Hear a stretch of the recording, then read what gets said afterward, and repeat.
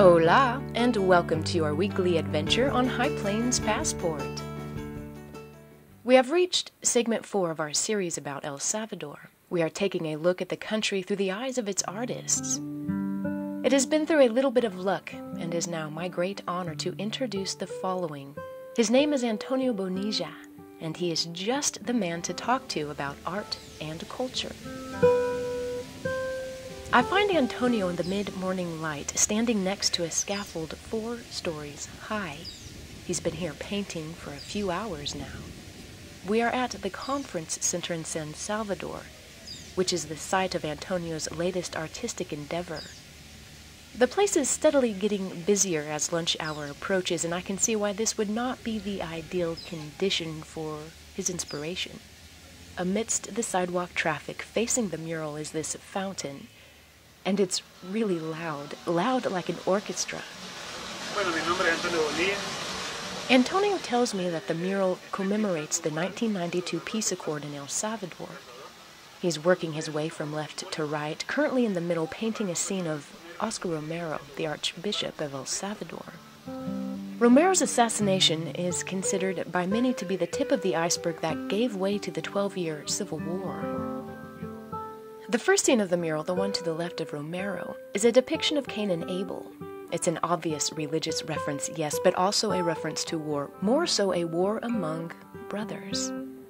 There's a river, blood red, running beneath Cain and Abel, with a woman and her unborn child floating downstream. There's a young child standing on the shore, desperately holding on to a photo, likely of a lost loved one. I see the Aztec war god falling like a soldier.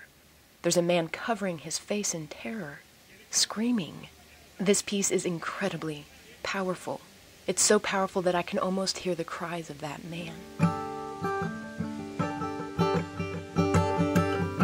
Antonio admits that the mural is dark, at times very dark, but there is light too, at the top and the right, which has yet to be painted. There is that light at the end of the tunnel. After all, this is about the peace agreement, the rebirth of his nation.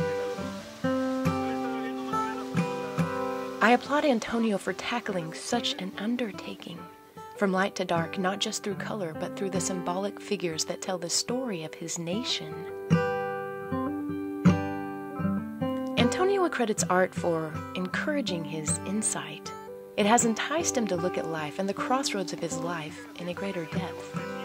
Since he first began painting, Antonio wanted to express what he calls social reality. It is his way of combining metaphor and imagination to describe his surroundings.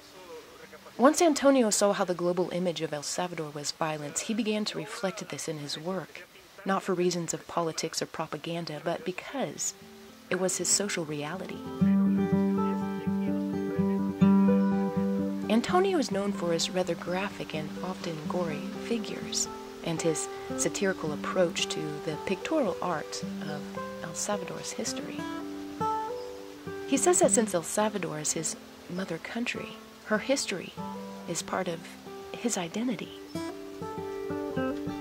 This makes me wonder if the history of the High Plains is part of my identity. And I remember this saying, you can take the girl out of the country, but you cannot take the country out of the girl.